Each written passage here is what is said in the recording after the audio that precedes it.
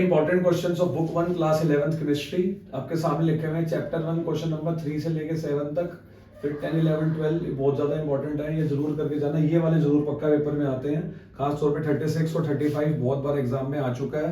34th जो है welding gas वाला होता है, और इसमें से 10th मोल कॉन्सेप्ट के ऊपर है। ये ध्यान रखना, इतना ज्यादा इंपॉर्टेंट चैप्टर 1 नहीं होगा आपके एनुअल टर्म के लिए। चैप्टर 2 ज्यादा इंपॉर्टेंट है, ज्यादा वेटेज का आएगा। इसमें से जो टॉप क्वेश्चन इंपॉर्टेंट है, प्लैंक क्वांटम थ्योरी के 6 तो रेट है, फिर उसके बाद 13 जो है वो हाइड्रोजन स्पेक्ट्रम के ऊपर है, 20 डी ब्रोई इक्वेशन के ऊपर है, और 25 से लेकर 31 तक क्वांटम नंबर्स के ऊपर है। चैप्टर 3 सबसे आसान है, इसे पीरियोडिक ट्रेंड्स कर लेंगे। और ये है क्वेश्चन नंबर 16, 17 जो आपके स्क्रीन पर बने हुए हैं। आफ्टर दैट बच्चों चैप्टर नंबर 4, 5, 6 के इंपॉर्टेंट क्वेश्चन देख लो। चैप्टर नंबर 4, 5 के अंदर आप देख सकते हो 23, 24 ये बहुत ज्यादा इंपॉर्टेंट है। 23 स्पेसिफिकली वो NH3 NF3 वाला क्वेश्चन होता है। 38 PCl5 की हाइब्रिडाइजेशन वाला होता है। 7th में हमें शेप निकालनी होती है। 8th क्वेश्चन बॉन्ड एंगल के बारे में है, तो ये बहुत जरूरी है। चैप्टर 5 तो बहुत ज्यादा इंपॉर्टेंट है, थर्मोडायनेमिक्स।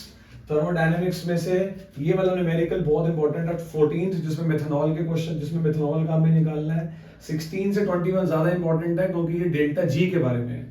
चैप्टर 6 इक्विलिब्रियम है, जिसमें बहुत सारे क्वेश्चन है, 73 क्वेश्चन है। उसमें से ये वाले कर लेना, आपका काम हो जाएगा। इसमें से ये आयनिक इक्विलिब्रियम के, नीचे वाले 35 वाले जो है, और ऊपर वाले सारे जो है वो केमिकल इक्विलिब्रियम के हैं। इसी वीडियो में आपको बता देता हूं बच्चों इंपॉर्टेंट टॉपिक्स ऑफ बुक 1। तो टॉपिक वाइज देखना चाहते हो तो टॉपिक वाइज देख लो। मोल कॉन्सेप्ट के ऊपर कौन से क्वेश्चंस हैं, स्टोइचियोमेट्री वीडियो को पॉज करके आप देख सकते हो आराम से। लॉज ऑफ केमिकल कॉम्बिनेशन एक थ्योरेटिकल है, एम्पिरिकल मॉलिक्यूलर फॉर्मूला भी एग्जाम में आ सकता है। और उसके बाद है बच्चों चैप्टर 2 में इतने सारे टॉपिक्स इंपॉर्टेंट है। सबसे इंपॉर्टेंट टॉपिक क्वांटम नंबर्स है। इस चैप्टर को उल्टा पढ़ने में ज्यादा समझदारी है।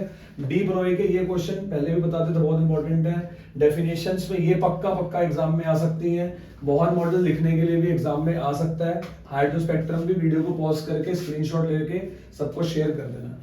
उसके बाद है क्लासिफिकेशन ऑफ एलिमेंट्स। इसमें तो बस पीरियोडिक टेबल अगर आपने पढ़ लिया तो आपका काम हो जाएगा। ये सारे ट्रेंड्स बने हुए हैं, कौन सी प्रॉपर्टी कहां जाके होती है, इंक्रीज और डिक्रीज।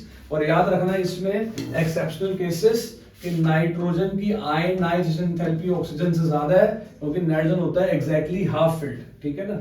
और इलेक्ट्रॉन गेन एंथैल्पी के मामले में याद रखना कि ऑक्सीजन की कम होती है सल्फर से, और फ्लोरीन की कम होती है क्लोरीन से। क्या? Electron gain enthalpy.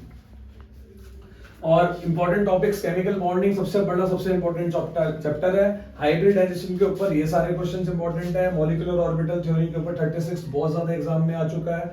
Dipole moment के ऊपर 22 भी बहुत बार एग्जाम में आ चुका है। VSC-PR थ्योरी शेप्स निकालने के लिए, सिग्मा पाई बॉन्ड्स काउंट करने के लिए, और उसका डिफरेंस एग्जाम में आ सकता है। और H बॉन्डिंग की डेफिनेशन। Thank you.